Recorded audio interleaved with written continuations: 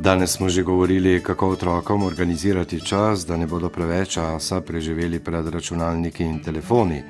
V Ropotarnici pa še o zanimivi pobudi Društva za zdravje srca in ožilja Slovenije. Več Nataša Kuhar. Društvo za zdravje srca in ožilja je pripravilo pobudo za teden brez zaslonov. V izbranem tednu bodo namreč starši in otroci prosti čas preživeli brez televizije, tablic in prenosnih telefonov. Strokovna sodelavka pri projektu Recimo neodvisnosti Darja Cvetko. Sama pobuda že pove, da nekako želimo motivirati posameznike oziroma družine, da preživijo teden dni brez zaslonov. Zdaj, kaj to pomeni? Seveda, mi pač vsi hodimo recimo v službo ali pa se izobražujemo, smo doma, kjer smo tudi pač vezani na ekrane. Te tehnologije so danes nujne in niso nobeno zlo. Tako da v času službe seveda ne bomo mogli zdaj reči, tega ne bomo uporabljali. In tudi ta pobuda ni tako mišljena. Gre za to, da pravzaprav v prostem času, svoj prosti čas izkoristimo na način, ki ne vključuje, se pravi, teh ekranov oziroma zaslonov. Se pravi, ko pridemo iz službe, ko pridemo iz šole, se poskušamo od teh tehnologij nekako odmakniti in opazujemo, kaj se dogaja potem v družinski dinamiki.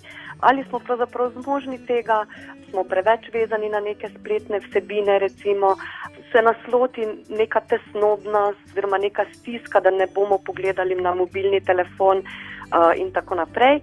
In premislimo, kaj pravzaprav pa lahko počnemo brez ekranov. Se pravi, lahko se gibamo, se pravi, spodbujamo tukaj neko aktivno preživljanje prostega časa, predvsem zunaj, v naravi, morda pač organiziramo neki izlet, skupaj kuhamo in tako naprej. Se pravi, želimo za to pobudo pravzaprav ozavestiti družine, da premislijo, koliko časa preživijo pred ekrani oziroma zasloni, kaj jim te vsebine, ki jih recimo gledajo preko zaslonov, pomenijo, kakšen pomen jim dajejo, in se tudi navsezadnje v sami družini pogovorimo o teh vsebinah.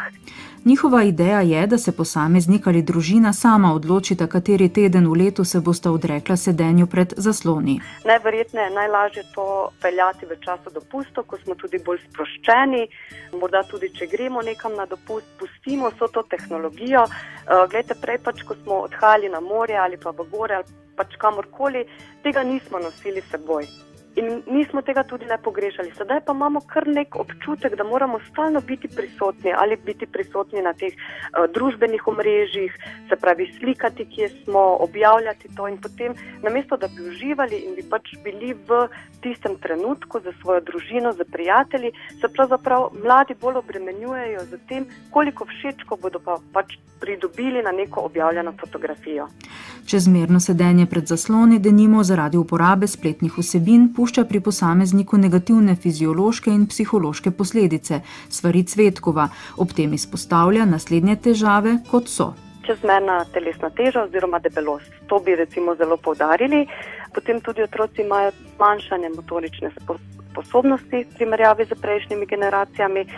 To je čist, bom rekla, ena matematika. Dlje, ko sedimo za ekrani, se pač ne gibamo, toliko manj se gibamo. In zdaj, če mi sedimo za ekrani v službi 8 ur ali pa v šoli, 6 do 8 ur, pridemo domov, delamo še nalogo, večerjamo, kosilo jemo za mizo, zvečer pogledamo, film ali pa dnevnik, nam ostane pravzaprav zelo malo časa, ko smo lahko aktivni in če potem še tisti čas porabimo v nekem sedečem položaju, to vsekakor nima pozitivnega učinka na telo. Zelo ključno je tudi poudariti, da se odsvetuje uporaba teh ekranov recimo 1 uro pred spanjem. Zaradi tega, ker vpliva ta luč na hormonalni sistem in potem tudi težje zaspimo.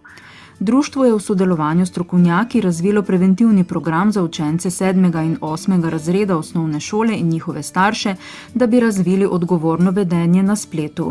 Redne delavnice bodo po načrtu začeli izvajati na začetku prihodnjega šolskega leta.